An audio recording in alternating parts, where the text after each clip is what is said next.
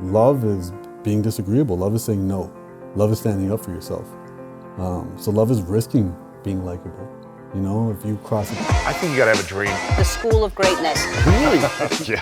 Please welcome Lewis Howes. I didn't write a book as a love guru. I wrote this book as the guy at the front of the class, taking all the notes, trying his best to understand this, and sharing it with everybody. So what did you discover?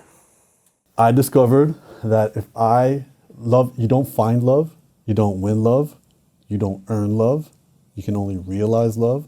So going back to analogies, love is a breeze. The only work you have to do is opening your sails. And if you can't open your sails to receive love, it doesn't matter how many people love you. It doesn't matter. You can have somebody worshiping the ground you walk on. You can't receive it. You can't receive it. So that was one of the biggest lessons, which was there, realizing that, I don't have to do or be anything to have love in my life. I have to do the work to receive the love that's literally, I'm being flooded and surrounded by it. And I think that was a big thing where instead of me thinking, I'm not with the right person, I just need another person, I need another person. It's like, no, you have to address your root issues. And if you don't address your root issues, you're gonna have this problem forever. What were your main root issues for you? My main root issues, insecurity, unaddressed, not addressing racism I had growing up. So now overcompensating, trying to be as desirable as possible and only being able to measure my desirability through how many women were sliding in my DMs, value who validates me, but then realizing that, okay, there's so many places I'm in the in club, but if I don't feel like, like after Poland, the amount of millionaires that DM'd me saying, how do I get in on this? Sure. It was a moment where I was like, wait a minute, did I just fall into the in club? Because it doesn't feel any different. So maybe I need to, the issue isn't who accepts me, who invites me places, it's how I feel about myself. And so I think for me, working with myself, having the relationship with myself, keeping promises to myself, voluntarily doing hard things, like sitting in the ice, taking cold showers. And then at the same time, choosing love over being likable. What's that mean? What's the difference between being loved over likable? Being likable is not disappointing anybody. Being likable is being accepted by everybody. Being likable is feeling included. Love is being disagreeable. Love is saying no. Love is standing up for yourself. So love is risking being likable. If you cross it, love is having boundaries. Telling you you're crossing, these are my boundaries, you have to respect them. And not being afraid of being like, that's going to reject a romantic partner or a friend or a business opportunity because I have rules and I have a code and I have boundaries. So I think these are a lot of things because so often when we feel like we're in competition, the first thing we'll do is we'll reduce our boundaries to be more accepted. Like I'll work around Lewis's schedule, whatever he needs, just so he'll hang out with me. That's me reducing my boundaries to be liked. Right. But now what I'm doing is I'm chasing self-esteem and I'm reducing my self-respect. But the more self-respect I focus on, the less self-esteem I need. And we all know those people that don't care to impress anybody, and then we want their acceptance even more. Right. So I think for me, that's been a really big one, which is like, okay, I have been outsourcing when I feel alone. I've been outsourcing that, not understanding that loneliness is not a circumstance, it's a feeling. Because what's the difference between loneliness and solitude? Solitude, when you're by yourself, solitude is what it feels like when it's rewarding. Loneliness is what it feels like when it's a punishment. What's the difference? When I enjoy my own company. Yeah. Why do you think so many people don't enjoy their own company? Because we have spent so much time understanding ourselves in relation to everybody else. And I think, my parents grew up in a village, so I think for me, it hits closer to home. It's not like multiple generations ago. My parents grew up in a village of 50 people max. What everybody in the village said about them mattered. It probably directly impacted their actual survival. Right. So they were very mindful of like, what will people think? What will people say? That's not as relevant in a major city, but that stuff's still etched in our DNA. It's like, it's old software. Survival software. Survival software that doesn't serve us in these environments. And I think from that standpoint, that's why we care. And I think on top of that, understand like, okay, I told Lewis a story, but then while I'm telling him the story, I can see his eyes gloss over. Those are the subtle things that we used to think about. Do people like me? Do people not? Now there's a number attached to it. I posted a picture. I got this many likes, this many comments. Oh, then I posted another picture with a Lamborghini and I got this many. I should do more of that, And I think we're getting these subtle pushes and pulls by all these different platforms and societal kind of tools that tell us this is who you need to be to gain more acceptance. And we're not doing it to feel better, we're doing it to feel less anxious. Because we have this constant anxiety of we're going to be rejected, we're going to be pushed out. And I think that's, our environments have evolved quicker than our bodies. Right. So it's old software on the phone that we can't delete. And the only thing we can do is be aware of it.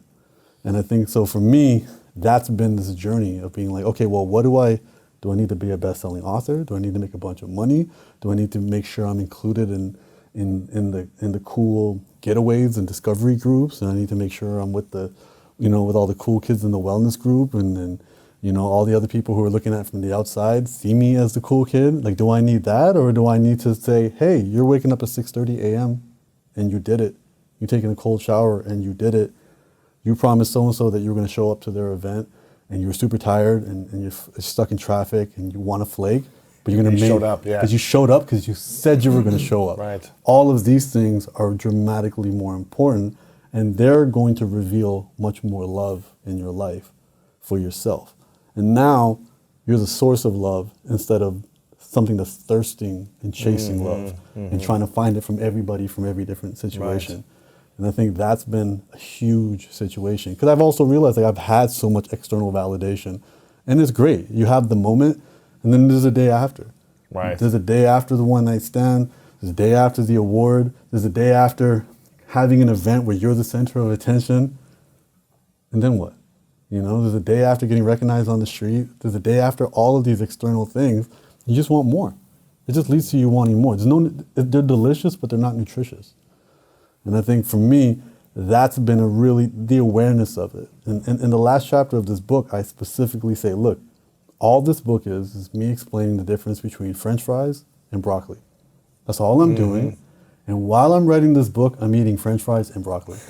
Right. I'm not better than anybody else. Yeah. And I'm saying maybe there's a world where their plate can have French fries and broccoli in it, and we can have a little bit of both. Right. Recognizing that one is way more delicious than the other, but one is way more nutritious than the other. And when we know the differences, that'll help us make better decisions. And here's why we were fooled to believe certain things. Because the most exciting couples we've ever seen on TV and in the movies are going to be dysfunctional. They have to be dysfunctional. When you're in a good relationship, it's probably not worth filming because it's not the most eventful. There's not super highs, super lows. I have a friend who produces reality shows, and they just produced somebody's wedding on a reality show. And it's a happy couple. And she goes, I had to figure out how to make it dramatic without making it toxic. So I'm like, so what did you do? She goes, well, we didn't force them to fight. All we did was we made everything they ordered for the wedding, we made it all get lost. Oh my gosh, there had to be some frustration. Had to be drama, but at least they didn't allow it to be between the people. They're just like, oh, you ordered your wedding dress from this country? We sent it to the wrong location. Oh man. So now the episode will be about chasing that. So we have to realize that we've been socialized to think that our relationships have to have drama because drama makes for good television or good movies. But relationships should be peaceful and uneventful. Peaceful, loving. Yeah. Kind. And which should make us question this idea of the spark. Everyone's chasing the spark. And there's that great book Attached that says, we're not saying soulmates don't exist. We're saying you probably passed your soulmate because you thought they were boring. That's a good one. And there are studies that prove that the spark isn't something that many long-term couples ever had. And also, you hear from a lot of therapists saying, like, if you feel that exciting spark when you meet someone, run. Yes. Run away. Fight or flight. Right? It's like run away because there's probably some trauma bonding or some type of thing that you're needing that this person might have or may not have. And they remind you of your earliest trauma, and we all choose nostalgia over health. Yeah. If it's familiar, we're gonna choose that more than we're gonna choose what's good for us. Yeah. And we all do that. It's whether it's a sugary cereal that we grew up with or having people, because in our households when we were younger, we internalize everything like it was our fault. If our parents had a bad day at work and came home and were in crabby moods, we didn't know the context as to why they were that way. We thought it was our fault. So then a lot of us made earning love our default. So we find ourselves attracted to people who make us feel like we have to earn our love. And then if it's easy, we don't want it. I saw a funny video today of a guy explaining all his green flags, and then another dude in the back had a big red flag, and the girl's like, I gotta go, and she chased after the guy with red flags. So funny. And it's making fun of this idea, but we've been conditioned to think we have to earn it. But love isn't something you earn. Why is that? Why do certain people go after individuals with all the red flags, trying to earn or change them or be deserving of that person? Why is that? I think it goes back to our upbringing. I think our first models of love were the people who raised us. Yeah. They weren't perfect, but we had developing brains. We could only look at life in terms of black and white. You know, if you're like 9 to 12, you know, your brain's not even fully developed in any capacity. It can still develop until 25, 26. And then we're gonna look at that and be like, okay, I had to earn their love. I had to earn their attention. I had to compete with my siblings to get them to notice me. I had to do all of that. That becomes a coping mechanism that never gets revisited when they become an adult, and then that's what feels right. And It's again, familiar. It's familiar. It's familiar, and it's like it's no different if there was two identical pairs of shoes and one was $90 and one was $100. I can logically say I'm going to pick the $90 shoes because they're $10 cheaper, but I can't logically tell you why I'm picking vanilla ice cream over chocolate. There's no, it just feels right.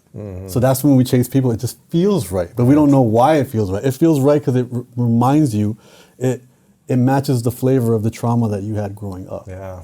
And you're still feeling that trauma, and it feels like a safety blanket, even though it's the exact opposite.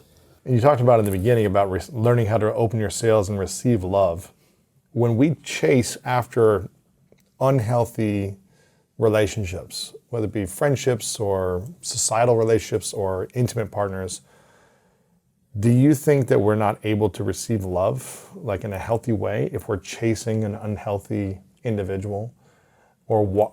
And how do we learn to receive love in a healthy way? I think receiving love means being open to it. And I love the Peter Crone idea of creating pathways to love. You can't say, I love you. You say, you show me where love is. And you create a pathway. Because chasing somebody is more so, we're chasing things that are facsimiles of love. You know, like the bootleg version of love. Attention, affection, adoration, success, power, control, validation. All of these like look and feel like love, but they're not. And they're quick fixes. They're fast food versions of it. You know, you can eat a bunch of fast food and feel full, but you're not going to feel any nutrition. And you're going to get hungry a lot quicker, and you're probably not going to feel so good. But it's addictive. It's extremely salty. And there's nothing wrong with any of us being addicted to that. You know, the subtitle of this book is Going Easy on Yourself. I'm pointing these things out not to judge you, but to be like, look, we're all of us can't have just one potato chip. Right. And if you're chasing validation from somebody and you've spent your whole life chasing validation from people, I understand how it's addictive. And addiction often can come when the rewards are unanticipated. You know, so when people gamble, they don't know when they're going to hit it big. That's why they do it. When people are in abusive relationships, they don't know when they're going to have a good day. That's why they stick with it.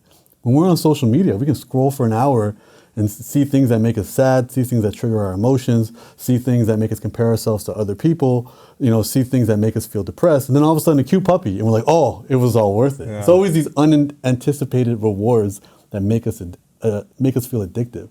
And I think that's the same thing with these relationships. Where it's like, you know, somebody is in a good place. They're going to compliment you every morning. They're going to say all the right things. They're going to take care of you. There's almost this lack of excitement that comes with it. You know, it's not as salty, and it's not a potato chip. It's healthy. It's nutritious. It's broccoli.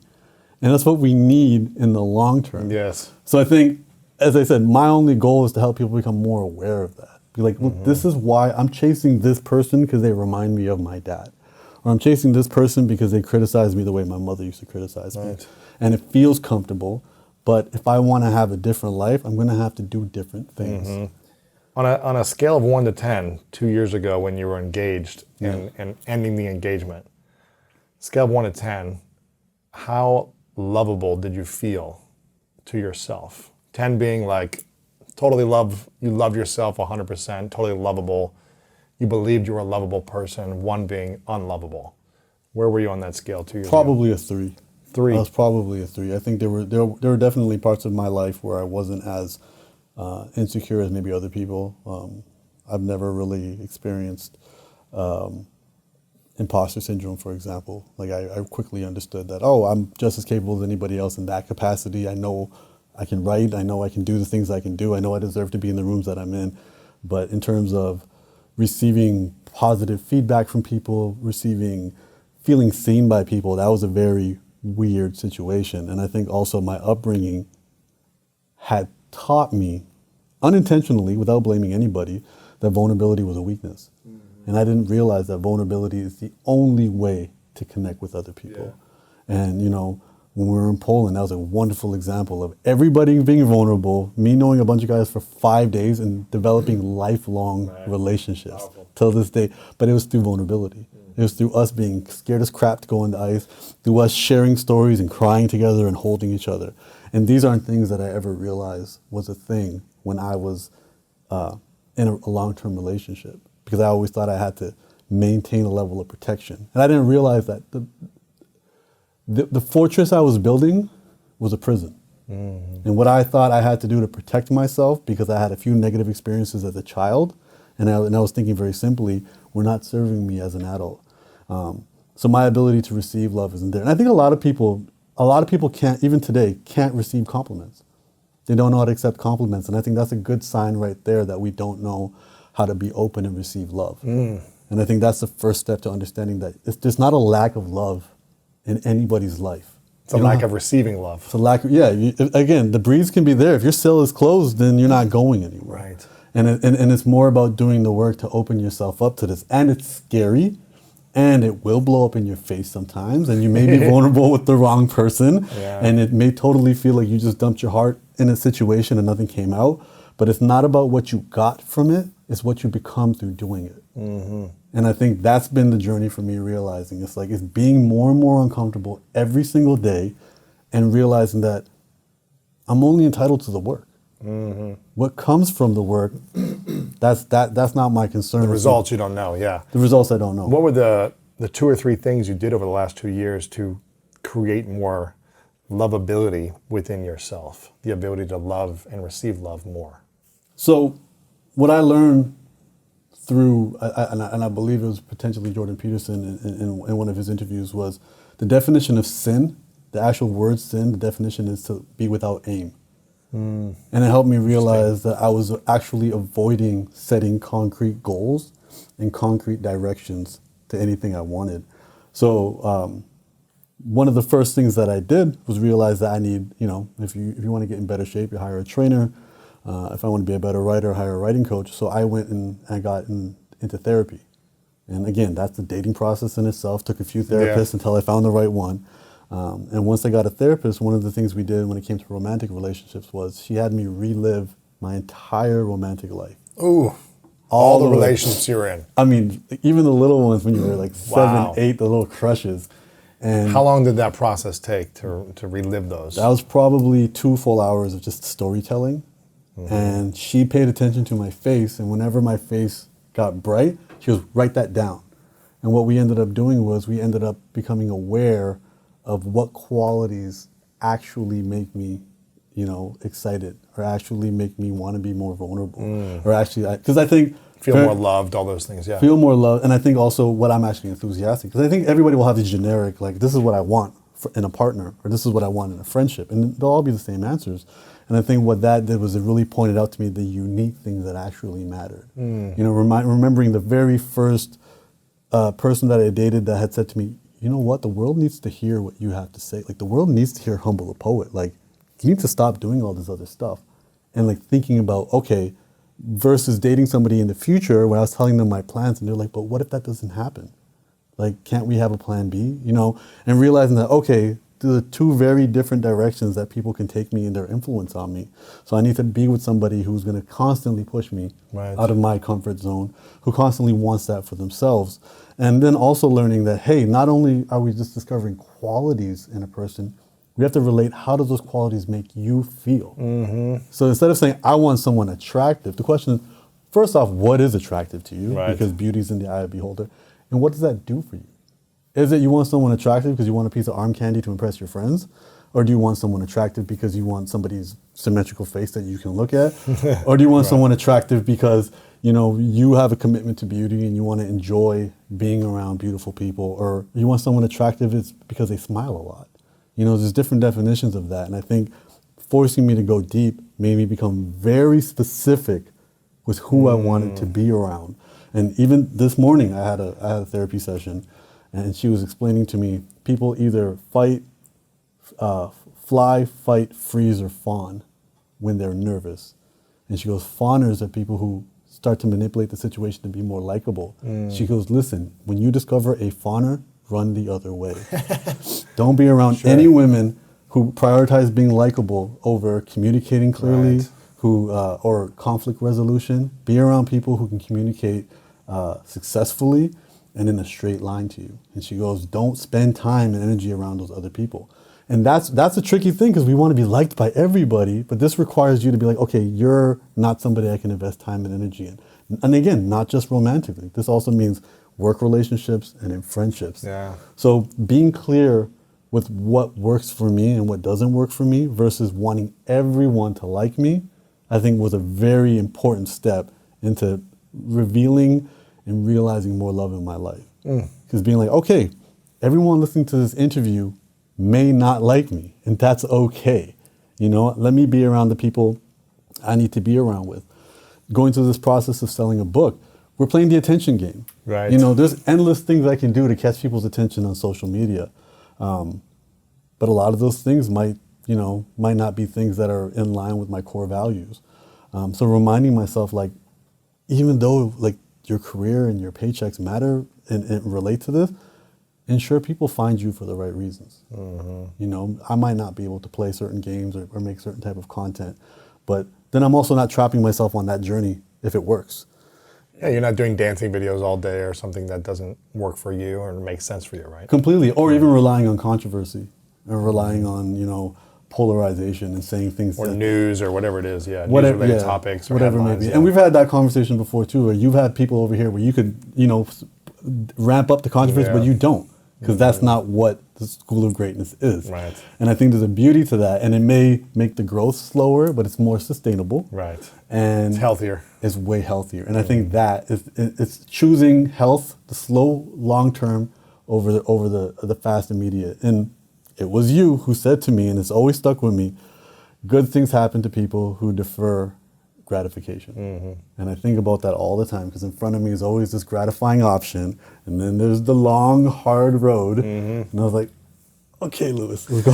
I know. And you also have a tattoo that says, remember the future, right? Remember, which I got watching this show. Joe Dispenza said this on your show, and I remember hearing it over the pandemic and being like, I love it. And I think it's thinking about our future self, you know, as frequently as I can. It's funny, I had a therapy conversation last night with my coach, and I'm going to be 40 in, I don't know, a few months, right? March.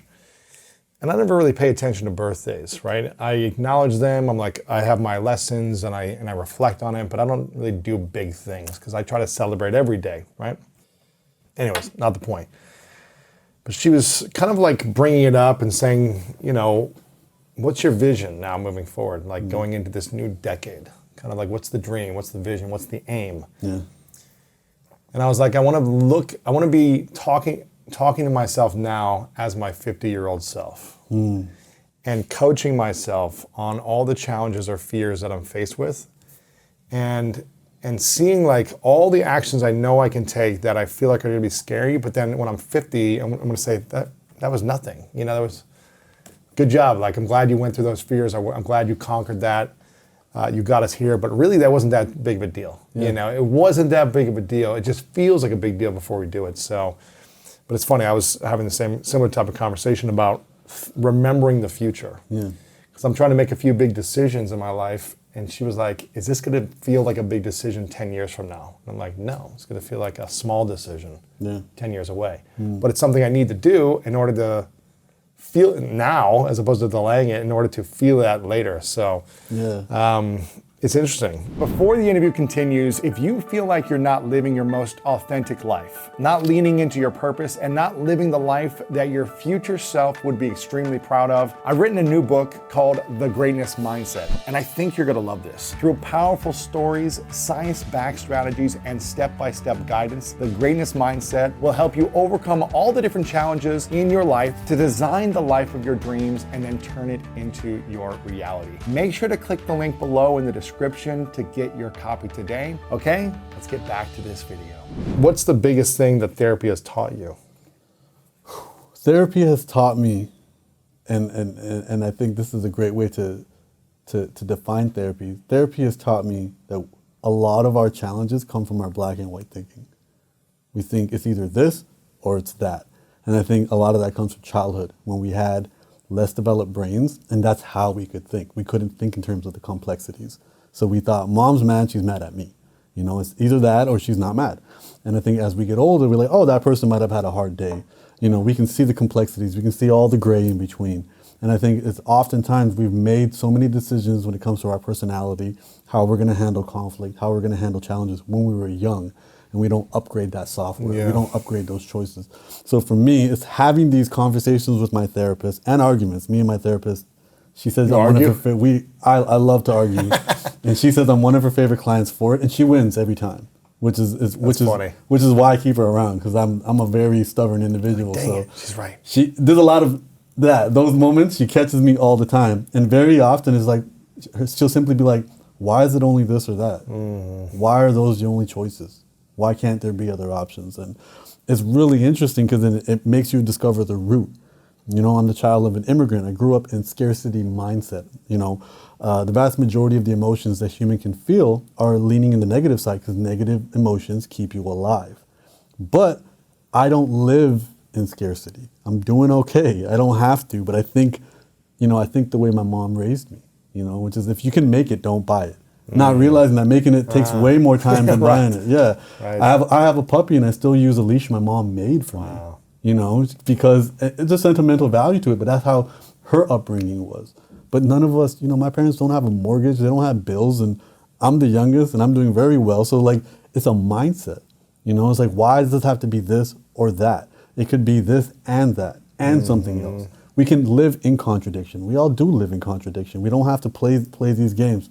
So I think therapy, that's been the most important thing for me. It's helped me realize how often I've created a cage for myself because I'm looking at life through duality, and life is beyond that. And what I've also realized is in terms of love, love is what exists beyond duality.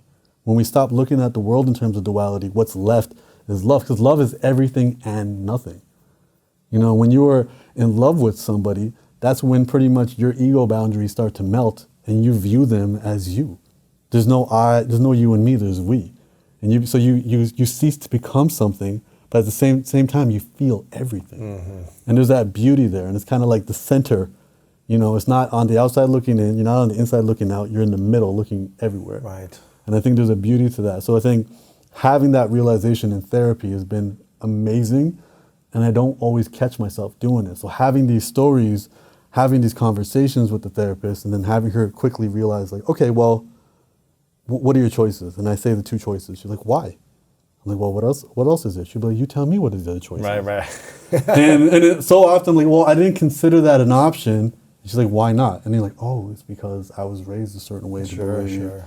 I was raised to think that I can only live at one place at one time, and I can only pay rent at one place at one time, and I can only, I would only pay rent if I'm actually living there at that time. Why would I have a place in this city and in this city? I have to pick between the two versus why not live in both? Right. And I think that concept has been really important to me, and it's helped me with friends who have reached out to me. I can quickly identify too that they're just living in black and white mindset. Right. And again, there's nothing wrong with that. Yeah. We all made these decisions when we were kids, and I used to be a school teacher. That's how kids think. They can't think in terms of complexity because their brains are still developing. Yeah. So I recommend everybody see a therapist, and if you can't afford a therapist, journal every day. Because even the process of journaling and getting these thoughts outside of you and getting them on paper will help you start to realize there's way more options than what I just thought. Yeah. And this wasn't as heavy as I thought it was. I want to go back to people pleasing. Yeah.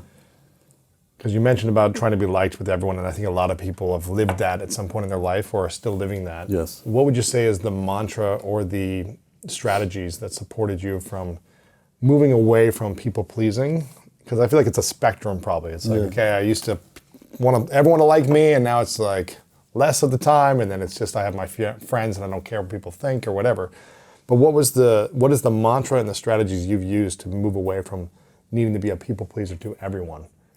Towards reclaiming your energy and loving yourself. Completely. I think the first one is realizing that people can only receive you where they're at. Yeah. You know, if I'm not in a good place and let's say something's not going well in my career and then I see you post something about something wonderful in your career, I'm going to interpret that as negative, you know, and if I'm not in a space of self-awareness, I might even take it as an attack. So you start to realize that even when people leave mean comments on your post, they're telling you their story, not yours. I've also had to make peace with the fact that, and there's a line in Sikhi that says, you know, a saint is unimpacted by praise or slander. So it's not just caring about when people say negative things to you. You have to be equally unimpacted by the positive things. Because you have to realize that these are, especially if you're a public figure, these people have a limited view of you. So if they think you're amazing, they're wrong. And if they think you're a piece of garbage, they're wrong. Because they're sitting in the nosebleed sections of your life and have a very small view of who you actually are. So not all opinions are equal, and we can't chase the praise and ask ourselves to be unimpacted by the slander or the negative sides of it. Right. So for me, it's become, I'm unimpacted by, if you don't know me, I can't give a lot of value to your words, even if you're saying things I like. You know, so chasing likability from that context is not there. And also realizing that I don't like everybody. That's, you know, you can be the juiciest peach in the world, and some people just don't like peaches. And I think that's... I don't like peaches. Yeah, so you don't like peaches. Yeah. I can show you, you know, the most expensive, Love beautiful this. peach. I'm like, Yeah. I don't like it. Yeah. Exactly. And I think for me it's caviar, and it's like I don't get this. I don't get the expensive stuff or the cheap stuff. And it's like, so being okay with I'm not everybody's cup of tea. Everybody's not my cup of tea. Right. So spending my time in this arena is not something I need to do. And instead I have 10 to 15 years now of friends who have been there for me, given me couches to sleep on, put money in my pocket, have made introductions for me, have put me in positions to really realize my potential. These are people I care about. Doing work with the motivation of proving them right has always been something that has really given me something to be proud of. You know, I never want someone to put me in position and feel like they wasted their energy or time or reputation for doing so. So that's been something that's been really important, where it's like, focus on the people in your life. And it was actually a musician who taught me, he said, listen, when you make music, 1% want to know everything about you, 10% will listen to everything you do, and he goes, you know, the other 89%, your background music while they're studying. Wow. You know, and if you don't give them what they want, they're going to move on. He goes, focus on the 1 to 10%. Focus on them. And it's not about, you know, when we all start out, the people who support us are our friends and family. Create more friends and family. Create these deeper, meaningful connections, and doing all of that. And I think for me, that's been a big thing. And being out here, especially in Hollywood now, is you start to see the correlations between this city and politics. You know, where a politician's job is to keep everybody happy because that keeps them in power. Right. And they'll say everything and do everything and make a bunch of promises until they get the power, and then they break the promises and then they do it again. But it's this idea of the people pleasing. That's the only job where you actually have to be a professional people pleaser. And for the rest of us, we have to say something. And to say something means having a group of people to disagree with you. And that's okay. And being okay with it, yeah. Being completely okay with it. So I think for me, that's been a really interesting journey. And also the reminder that, again, it's not reward or punishment. You know, it's not either I'm being rewarded by social media for participating or I'm being punished. Either I'm being rewarded by society or I'm being punished. It's really, you can be rewarded for doing certain things or you're just being left alone. Right. You know, so if I don't play the social media games, I may not grow, but that's not a punishment. Nobody's making it hard for me to still log into my phone and Sure. be on social media and do all the other fun stuff. I just may not be rewarded with growth. Right. But that's not a punishment. It's the same thing. If society has its own agenda, society wants us to work certain hours, contribute to the economy, buy a bunch of stuff. Like, this is what society is built upon. if we don't participate in that, society doesn't throw us in jail. It may not reward us with nice things. It may not give us cool opportunities or cool experiences, but that's not a punishment. Right. So I think for me is that reminder of like, not going to the event is not a punishment. You know, if Lewis wants me somewhere and I couldn't go, it may result in him not inviting me again. That's still not a punishment. You know, that's just, I'm just not going to get the rewards of that. Sure. And I think that was an important thing for me to understand, because I only have so much time, energy, love, focus, and attention in my wallet, and I should be mindful of how I spend it. And making everybody happy is an impossible task. So hard. It is. It's impossible. Yeah, and it feels so Making much yourself better. happy is hard. Extremely. It's like trying to make yourself happy and everyone else around you is challenging. Let alone the world. Nipsey Hussle said it really well. Do you want to be at war with the world, or do you want to be at war with yourself? Yeah. You know, and it's picking one of it, because you're at war with yourself to make everybody else happy, or to keep yourself happy is going to potentially cause some conflict with people around, because people want you to meet their expectations, or they want you to be who they think you are based on their limited view. And I think for me, that's been a really interesting thing to really pay attention to.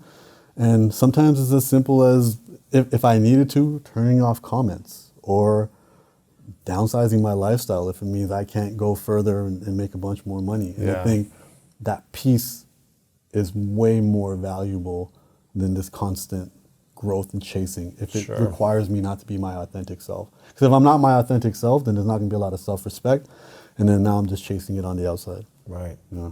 What do you feel like is the next level of self-love and growth for yourself after this, you know, few-year journey, the discoveries, the book, the coaching and therapy, and reclaiming, you know, your ability to receive love? What's available for you next? I think recognizing, you know, one of my favorite quotes in the book, and eventually I'll put it on a t-shirt, is love is fuel, not the glue. Love doesn't keep us together. Love is what keeps us working at it. So really recognizing love as the verb that it is. And when I say, instead of sounding kind of pie in the sky and saying I'm committing my life to love, committing myself to service. Say it again. Love is fuel, not glue. Love is fuel, not glue. What does that mean? So a lot of people, the assumption is when you love someone, that's enough to keep you together. Or when you love your job, that's enough to keep you going to work. Love is fuel. It's what gives you the energy to put in the effort to keep two people together. But love is not enough. Love is not enough. It doesn't hold it together. Yeah, it's the gas in your tank. Yeah. It's not the car. Right. And it's so love. So don't think I love this person, and because we love each other, we'll be together forever and we're fantastic. No, I love this person, so I'm going to get up an hour early and we're going to go to therapy together. You know, that fuel. You know, I love this job, so those days I don't feel like I want to do it, I'm going to give myself that extra push and make sure it happens. So for me, I'm realizing that I want to live a life of love, but it's not it's not this, again, simplified life of I love everybody. I think what I'm realizing is love is service. The more love you try to share and provide with other people, the more love is realized. I'm creating more pathways of love with people, and learning that service isn't simply giving everybody what they want. Service is just leaving people better than you found them. And you know, if somebody needs something from you and you can't give them everything, you can still give them something. And again, and for me specifically, growing up in a house, an immigrant household where we had a lot of scarcity mindset, I need to push myself into this mindset of abundance, meaning I can help as many people as possible, but I can also respect myself to be like, hey, I know you asked me for X, Y, and Z. I can only give you X. But that's what I can give you, and I want to give you that, versus getting really nervous and just ghosting you, you know, or overextending myself and giving you everything because I don't want you to stop liking me. And I think that's been a really interesting thing for me, because when you do that, it also puts you in one of the darkest places that I believe humans can be in, and is resentment. When you don't establish your boundaries, and I have a chapter in the book called Love is Showing Your Teeth. If you don't show your teeth, if you don't establish your boundaries, what ends up happening is you end up living in resentment, which is such a dark place. It's a place where love can't be realized. So often, and you know, I have another chapter in the book that's love is saying no. You know, saying no to people is an expression of self-love. I can't do that. But again, we don't live in a black and white world. If you ask me to, you know, help you move on Tuesday, Wednesday, and Thursday, I can say, hey, I can't do Tuesday, Wednesday, and Thursday, but I can be there all day Wednesday. you know. And I think that's the important process of this, is setting those boundaries, letting you know. Setting boundaries isn't pushing you away. It's teaching you how we can exist in a good harmony. Yeah. And when we're in a good harmony, we're in peace. And when we're in peace, we do less things to chase pleasure. Pleasure now, for most people, is a medication from a lack of peace. It's not an enhancement of the peace we're in. Right. We're just trying to get back to zero. You know, we're just, our people pleasing isn't even making people like us, if we're working to make people not hate us. You know, we're trying to avoid somebody's criticism. We're not even trying to seek their praise. Right. We're trying to get them off our back. So we're doing so much energy and effort and time and focus spending just to try to get ourselves to a default, keep our lips above water, that we're not pushing ourselves forward and growing with people. In the sports world, they call that playing to not lose as opposed to playing to win. Yeah. You're playing just to I don't want to lose. Yeah. As opposed to risking and going all out and playing to win. And whatever that might be. And when you play to win, you might lose. Yeah. You might fall on your face. You might, do whatever. So It's interesting you brought that. I just got back from England yesterday, and they were asking me about baseball. They're like, what is this sport? And why is it so long? And I'm like, it's the beauty of the sport is it's the only sport you can't run out the clock. You can't run out the clock. You can't play to not lose. Every single, I'm like, and there's a beauty to the spirit of that, which means you got to stay till the end because anything can happen. Yeah, it's true. And that's how we have to play. We have to play knowing you can't be on the defense. You know, you have to continually, either you're growing or you're not, or you're shrinking. We're moving in these different directions. Sure. And I think that's a really important idea to understand. And we can't just try to maintain friendships. Yeah. We can't, simply keep people off our backs. We have to grow with people, evolve with people. And I think there's a beauty to that. And I think, just going back to how we met, like our entire relationship has always had this foundation of our love lives. And talking about them, whether, right. whether going we're on hikes talking about it or going to Poland or whatever it is. Yeah. Soho House, wherever we were at, it was always talking about it from different places. And I think, that's been the common story, but it's like, that's what creates the growth. Where it's like, okay, I remember Lewis when he was on a high. I remember when he was on a low. I remember when he was trying to figure things out, and vice versa. And I think that's a really important section to this, where it's like we're not maintaining a friendship. And I mean, again, like the simple fact that when we went on the last hike, I said I'm frustrated being in the city. I don't have artist friends. Yeah. You connected me with Ruben. Yeah. And the next thing you know, the cover of the book. He ends up doing the cover of the book, Yeah, and it it's was cool. the organic beauty of this. I think for me, I just want to honor you for that. Of course, man.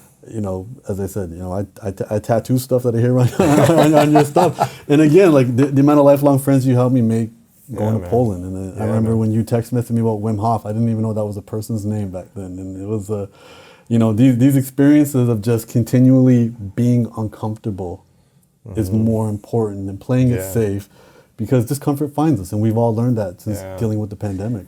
Did I see you at Thanksgiving with Hussey? Yeah, it was good. I like that. Hussey has become my puppy's babysitter. Oh, it's amazing. Because Audrey loves dogs. She loves dogs, and he loves the God. idea of having a part-time dog. Yes. But we're That's also smart. learning. Yeah, we're also learning that he won't admit it, but she has told me that he tries to bribe my puppy to get extra attention. So I'll give them a bag of treats for 2 days, and the treats will be all done. And I realized Hussey's bribing her to sit with him. Oh my gosh. So he loves dogs. I'm sure too. he loves it. It's the idea of having the dog 24/7 is a Yeah. lot. But maybe this is going to help him get a dog one day. Well, yeah, and you know what? I honestly don't mind them co-parenting, and my puppy has realized that she can get away with so much more with them. Yeah. Because I got there and she's barking at them, and they're like, "What's wrong? What do you want?" I was like, "You can't let her bark at you." No. She's like, "Yeah." So she likes it because it's a place with less rules. Yeah, no, you gotta. And they got a nice house with a Big backyard. home, yeah. They got all this stuff. I live in an apartment, so like she loves, and she's the center of attention all the time. Gosh. But it's a great thing. But it's developing these friendships beyond just what they could have been had you met somebody once. Like, oh, let's stay in contact, and no, you don't. And and spending that was my first Thanksgiving ever too. That's cool, man. I didn't grow up. You had your first American Thanksgiving with some British people. With all British people. I love that. Yeah, it's my first time having turkey on That's Thanksgiving. great, man. Doing all that. I'm Canadian. We have a different Thanksgiving. Yeah. We never celebrated that, but it's having these new unique experiences and continually, again, as I said, pushing to grow relationships with people. I think that matters more so than kind of this being a social butterfly, maintaining relationships and not letting them go anywhere. Yeah. I'm curious, in the book you talk about small love and big love, or little love and big love. Yeah. What is the difference between those two? So that's an idea from another one of our friends, Aubrey Marcus. You know, me and him have had some great conversations, and small L love being this kind of validation love. Again, what I would consider, you know, what feeds your ego. The pleasure love. The pleasure love. You know, and then big L love being what fills your soul love. You know, like small L love being chocolate ice cream, you know, after a long day. Big L love being a hug from your grandmother, you know, and seeing that. And again, I'm just encouraging an awareness and encouraging people to see that there can be a difference in what we chase. And sometimes the immediate stuff holds us back from the long-term, more sustainable stuff. So realizing that not all of the things we consider love are actually love. And the way he framed it so beautifully is just big L love and small L love. That's great. And I think that, and you know, chase the big L love, because that's not immediately gratifying, but that's the stuff that's going to keep you going, keep you energized, keep you full of nutrition and life. Yeah. And so do you still feel like the need to please people today? Is there like this thing that pulls you back sometimes? And if so, do you have like a mantra or a saying that you say to yourself to keep you like grounded and peaceful in that people-pleasing? Yes. I am constantly catching myself being a diplomat and a politician. And I think there's a reminder of, you know, the people who are around you, they care about you. Everybody's super busy, not hearing from somebody that doesn't mean anything has changed. They not speaking to Lewis for 6 months doesn't mean his opinion of you has changed. He's on his journey, he's on his mission. You're on your journey and your mission. Make time for each other. That's a big one. And I think it's also a reminder of, if you go down a road to make more people like you and that road isn't authentic to you, you're building another prison. And I'm always reminded of my friends. When I first started coming out here, I first came out here with Lily Singh. And when I came out, I was staying with her, and she exposed me to this world of YouTubers. And what I was meeting certain people who had very successful YouTube channels that they made in their teenage years. You know, and they might be doing goofy, you know, prank videos or whatever, stuff that makes sense for a teenager. But now they're in their mid to late 20s, and they couldn't change what they did because that's what they built an audience of. Wow. And it almost felt like this prison. Wow. That they were stuck doing, you know, like, you can imagine yourself at 80 still talking about greatness. Yes. This is authentic to you. Yeah. But I think they, you know, when they were younger, and I don't think they did anything wrong, but I quickly realized that they had created a prison where now they were in their late 20s still trying to make prank videos. And it wasn't feeling authentic, and it didn't feel real, and they weren't enjoying themselves, but they created lifestyles and had bills that required them to keep doing this. And I think that was something I always remind myself of. It's like, you definitely have an entire dictionary of options that you have never explored to make more money, to grow your readers, to grow your exposure, to get more famous. But once you start that, you're gonna have to keep doing that. Right. And do you want to keep doing that? And if you do keep doing that, how are you gonna create harmony with that? Now all of a sudden you're gonna have to take more vacations or turn to substances or do different things like that. And right now I'm in a good situation where it's like, okay, I write for a couple of hours a day. I go for nice long walks. I have good friends who are my actual friends that I can trust and believe. And I have childhood friends that I still have in my life. And I measure my success and how long have I been doing this without losing anybody that mattered to me in my life. And I can, you know, live, you know, and I can always have more, as we all could. And the higher we go on this journey, you start to meet people with more, and it does make you think and identify gaps in your own life. But I think choosing that peace is, I think, the first step to ensuring that I can realize more love. And I feel like everyone's definition and motivation for why they do the things they do is to receive more love. Right. And again, it's not our faults. You know, in order for people to sell us stuff, they have to make us feel like we're not enough. Like, you're not enough. You need to own more than 7 pairs of shoes. You're not enough. You need to own 5 cars, even though you can only drive one at a time. You're not enough. You need to take pictures of you in business class or on a private jet. Like, you're not enough as you are. But the truth is, There is no such thing as enoughness when it comes to a person. There's no measure. Enoughness isn't a measurement for people. Right. Worthy isn't a measurement of people. You know, these aren't things when we think about the people we love, the people we authentically love in our lives. We know all their imperfections. None of those imperfections disqualify them from us loving them. We've also fallen in love with our nieces and nephews as when they were babies, held them for the first time, and we were flooded with love. We had no history, never had a conversation. They might have pooped in our hands. Right. And none of that disqualifies them and makes them unworthy of love, because love doesn't require worthiness. It doesn't require qualification. These are ideas that have been given to us because we live in a world that requires us to buy stuff. And the only way you're going to buy stuff is if you feel like you need stuff. I feel like you're separate from it. You're separate from it. It's like, oh, you need the latest this, you need the latest that. And if you don't have it, then you're feeling you're left out. And remember, feeling left out is triggering our ancient feelings of being, you know, unaccepted by society. Right. That feels like death. And if we're not in a situation of awareness, then we're going to clamor to that. And we're going to line up outside the building and spend endless amounts of money to get the newest gizmo, gadget, shoe, car, or whatever, to feel like it matters. And I think it's a really interesting thing, especially, as I said, social media puts an exact number on it. And you're like, okay, I want people to see me in the latest. I want to see people see me with the coolest. And then, you know, the invisible they will accept me. Right. And that's the big one. You know, Khaled always says it. You know, they don't want you to win. God did. It's like Khaled, man. Who's they? The Who is invisible they? they. Yeah. And why did they get so much attention and validation? Yeah. Whereas, you know, Why do you put all your energy on they? yeah. When they aren't even a thing, they are the people that comment on you. They are not individuals, and whoever they are, they're telling their story through their pain with what they're going through. And also, you know, I'm sure for the next week, if I left mean comments on your Instagram post, even with us being friends, I would get more attention.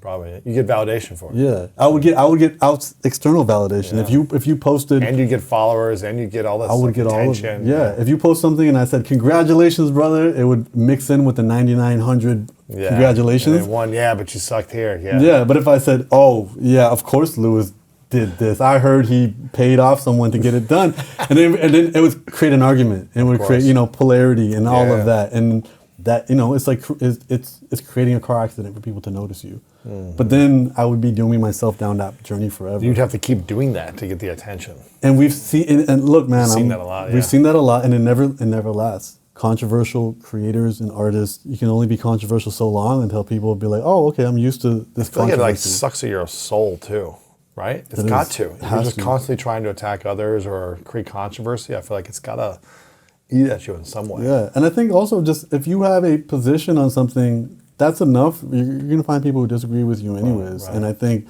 you know, people, going back to the original conversation, people can only meet you where they're at. Yeah. So if we start talking about relationships, there might be someone listening right now who feels attacked because this may apply to them being in an unhealthy relationship, and that may motivate them to lash out because that's a lot easier than correcting their situation. And I think, again, that's not something that I need to internalize for myself. But as I said, I'm grateful that I have a lot of friends in this where I see the prisons that they've built for themselves and try to encourage them not to be in those prisons because it's a slippery slope that you're going to be trapped in forever. And again, we're not politicians. Right. We're people here trying our best to share. And as I said, through writing this book, I'm not an expert on love. I'm just a guy who's so desperate to figure out why his situation didn't work that he read all the poets, all the philosophers, all the science-backed research, all the people who've written the dating books, watched all the interviews, did all the research possible, and this is me sharing my notes. And I used to be an elementary school teacher, so I don't use any words bigger than mayonnaise when I talk about stuff. And every chapter is 2 pages, and the goal here is to help people become more aware of what love actually is and what may look, feel, and come across as love, but actually is a waste of our time, energy, focus, and efforts. I'm excited for you, man. How to be loved. Is it how to be loved or how to be loved? Well, that's the interesting part. So I think, you know, I actually learned I learned from Hussey. You know, you have to meet them where they're at. So I think a lot of us want to be loved, and You have to be loved first. to be loved, you won't need to be loved. at that point. When you realize you're a source of love, True. now your cup is full of love, and you want to devote your life to sharing all the extra love you have, that you don't need to seek it from others. And again, we have these relationships in our lives. If you take care of a child, you're not getting anything in return for taking care of them. Right. That doesn't make you feel resentful. That makes you, the service is what creates the love. We can serve others, we can love them. Love is it's a gift.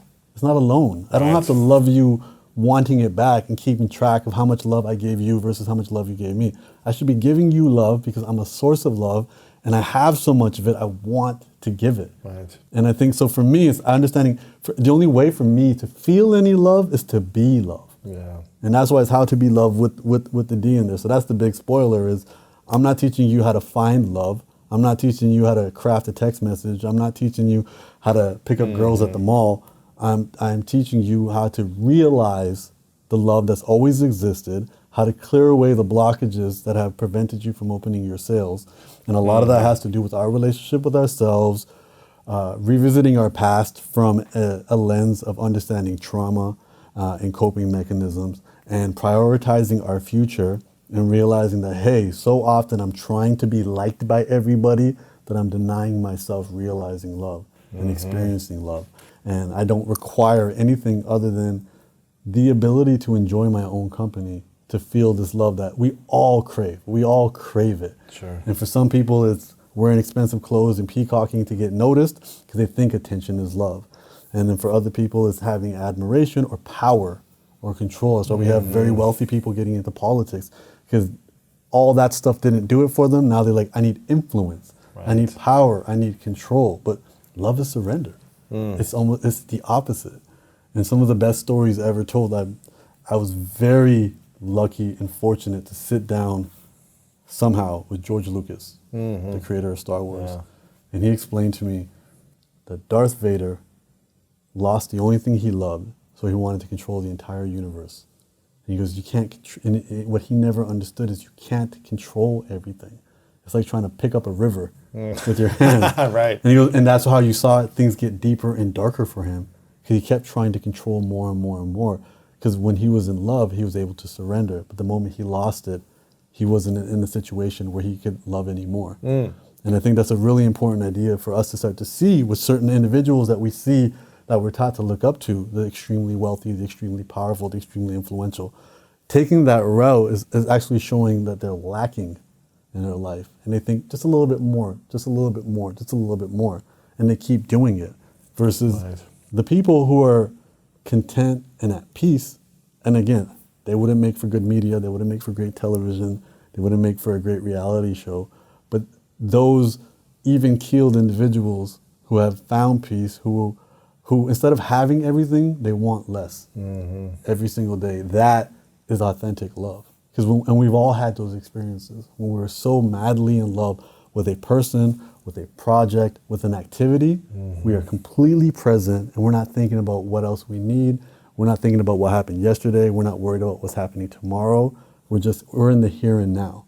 And I think making more choices to create that for ourselves without needing anybody else will put us in a position to attract more like-minded people and beautiful people to have a significantly more abundant life. Yeah. How does someone heal after they lose love? How do they get back to that place? Like Darth Vader, he lost the love and then he went darker and darker, but how do you get back to a sense of love if you've lost it?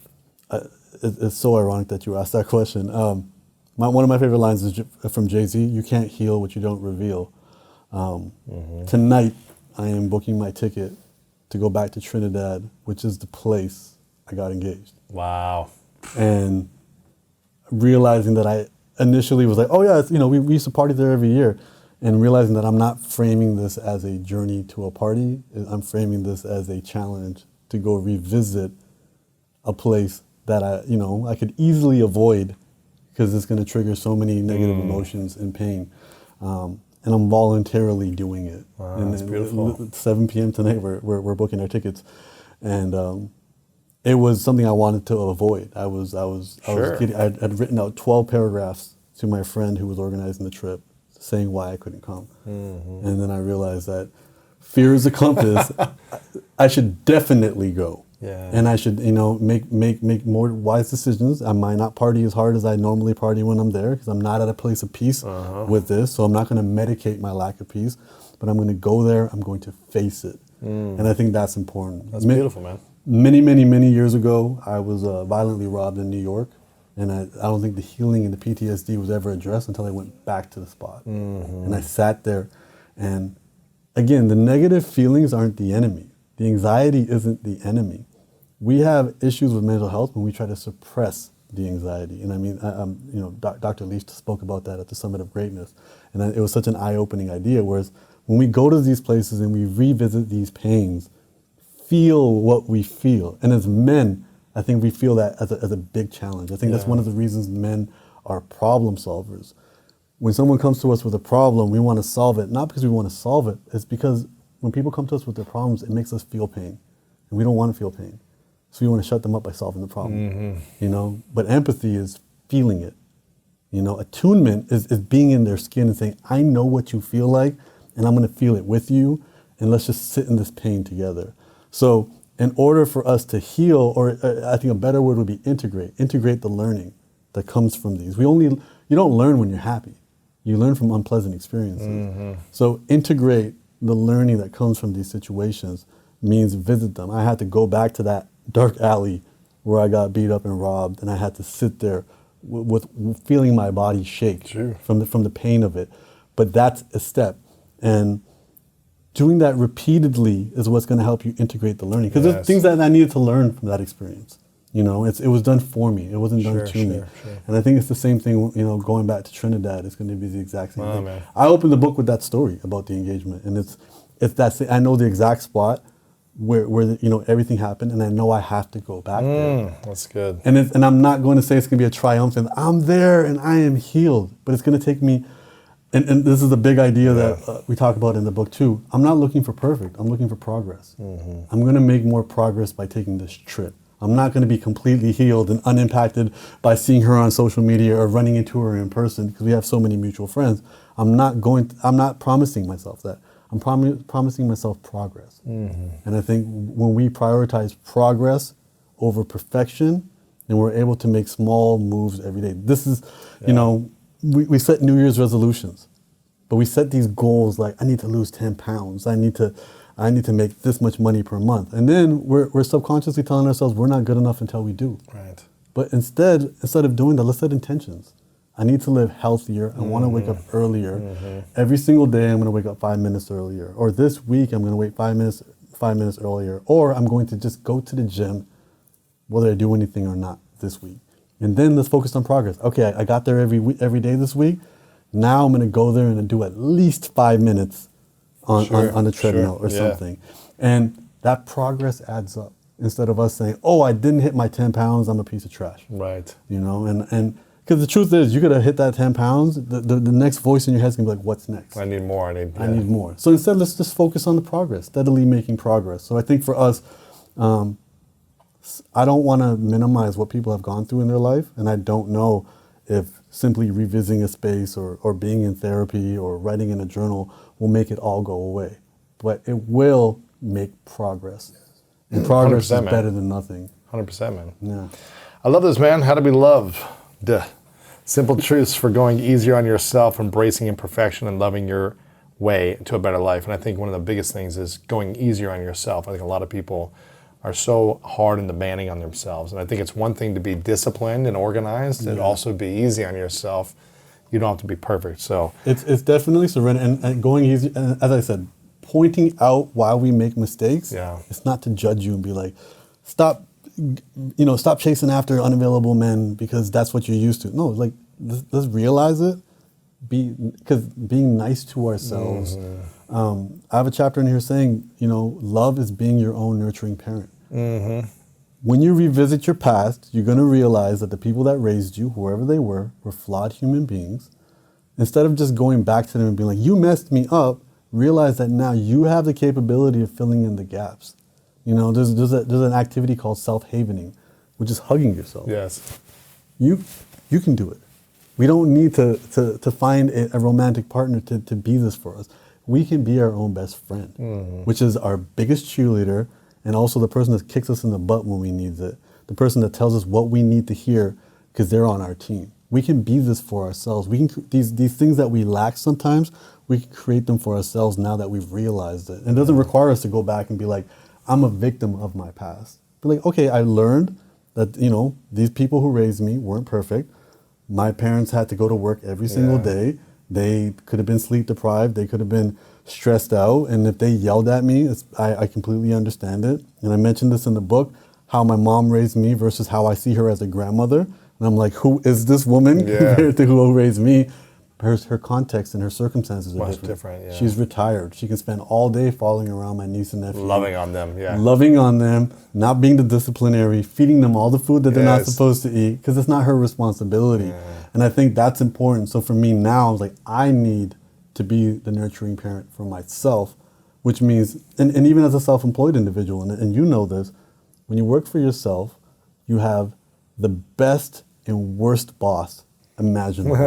Because you'll say things to yourself you would never let anybody say to you. Right. And you would say things to yourself that you would never say to anybody else.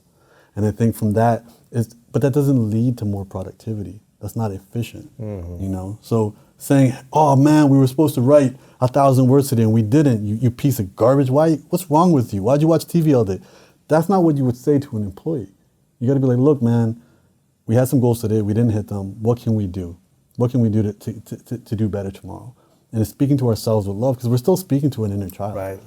And that's what going easier on yourself is. It's not just that, like, this is what's wrong with you. The goal here is to figure out where the gaps were, address those gaps. We have to do it effectively. And doing it effectively means with love. Yes. And speaking to ourselves kindly and tenderly. And again, sometimes love is a kiss on the cheek. Sometimes it's a kick on the butt. You know what you require. It's not these romanticized ideas that we've seen in the films and on television. That's not what it is. We know what true love is, because we all have true love in our lives. And all we have to realize is we can multiply that with ourselves. And as we become the biggest source, and if we give love and express love without requiring anything in return, then we'll be very surprised to see how much more love we can realize. 100%, man. Well, I'm excited for you in the book. Again, make sure you guys get a copy. Check it out. Very powerful, inspiring stuff. Share with friends.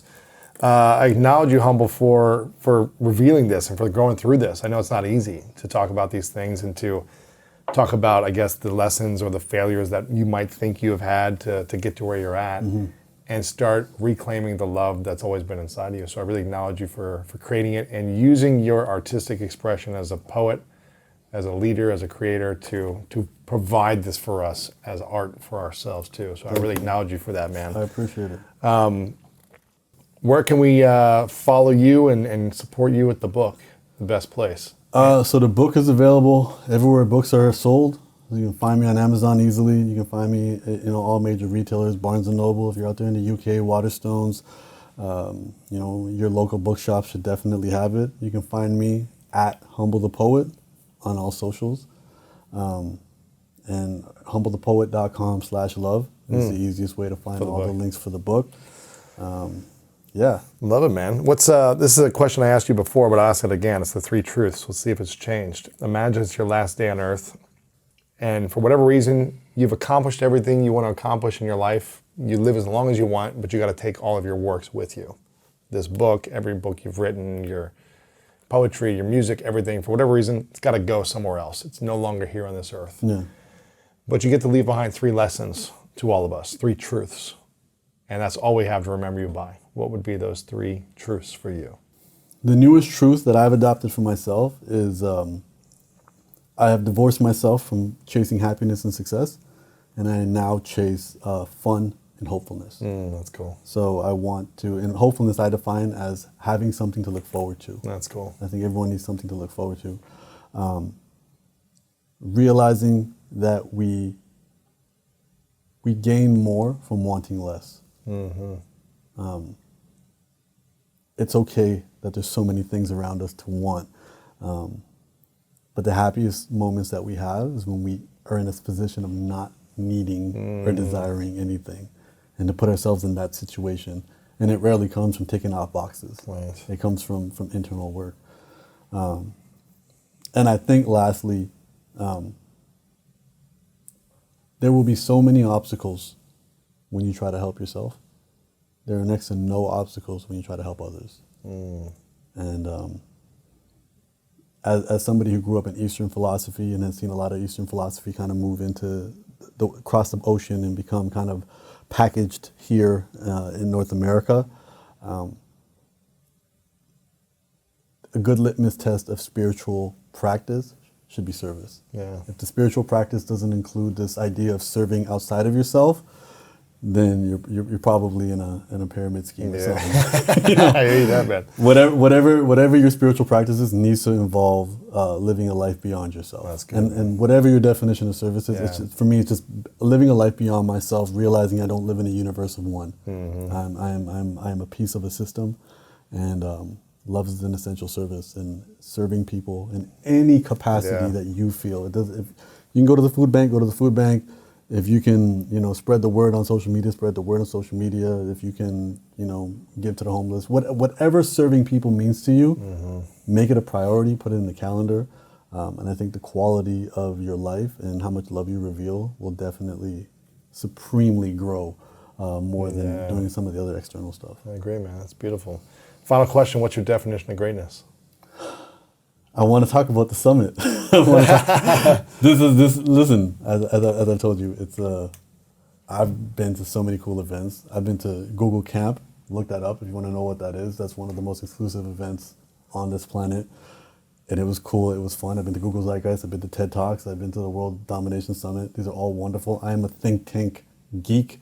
I'm a think tank groupie. Anywhere where there will be speakers and there will be learners, you will see me there. And then I visited your Summit of Greatness this year for the first time, and what I realized was a commitment to not cutting corners, a commitment to giving it everything, sometimes not finding the most efficient way, sometimes not maximizing profits, sometimes it's about creating the best experience within your capabilities. And I think when I went there and I saw it, just you structured it perfectly, just two speakers. I've been to events with like 17 speakers and I'm tired, and the best one's at the end, and I'm just like, my brain's already shot. The way you did that, I thought was beautiful. The way, there was this theme, and I don't know if this was intentional. You were making fun of the speakers and they were making fun of you. So, if I didn't know who you were, I thought you were a stand-up comedian because you were in between the speakers, and there was a beauty to that. Oh, thanks. And I know I can't share this stuff publicly, but some of the footage I have of your after party was bananas. And I'm not talking about my unique experience, I'm talking about when I was up top watching you the can share that stuff. Why not? It was because some people aren't wearing clothes. It was banana, but I looked at it. It was be great in your learning, but be great in your celebrations. Yes. So I think greatness isn't what the outside world sees. It's seeing the effort. And I'm an artist, and people say art is subjective. I disagree. When I see effort. When we see Ruben's work, it's like, okay, he's writing the word love over and over. First off, him doing it consistently is energy and effort. Him getting to that position, him committing his life, there's energy and effort there. So I think when it comes to greatness, it's only if you gave it your all, irrespective of the outcome. You can play certain, you played sports, there's certain games you played, gave it 70% energy and you guys won. There's games you gave it 110% and you guys didn't win. Yeah. The outcome isn't as important as the energy and the labor, because that's what builds the self-respect. Yes. That's what builds all of that. So to me, that's what greatness is. Greatness is what you put into it. And I think the summit for me was that, because I feel I've been to so many, they've been on autopilot. And then the way I saw, and then knowing the speakers and having them speak about their experience, what their hotel rooms look like, having the experiences of, the speakers dinner, having the after party, being like, okay, all I know is somebody cared. Every step of the way. And then being in the audience, finding people that were coming back there, not just for the events, because they made lifelong friends. And being like, oh, I'm here because this is the only time I get to see so-and-so. We've been coming for the last 3 years. And then, hearing all of this, being like, okay, this is a beautiful situation. And I think the way greatness was defined through that was this energy, effort of love. And I'm sure it could have been, you could have overextended yourself and made it bigger. I'm sure you could have charged more for the tickets. I'm sure you could have done a whole bunch of different things, but you didn't. You kept it the way to maximize it as a beautiful experience. And I think for me, I'm proud to know that, as Ruben's been affiliated with the word love, you've been affiliated with the word greatness. Because when these cameras go off, you are just as wonderful, if not more.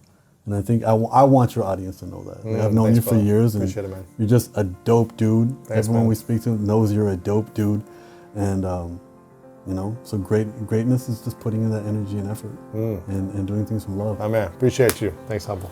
Thanks, brother.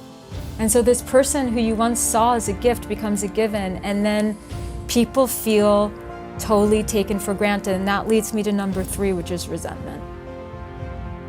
People don't have the difficult conversations. They feel unseen, they feel unheard. And then you take someone, for example, who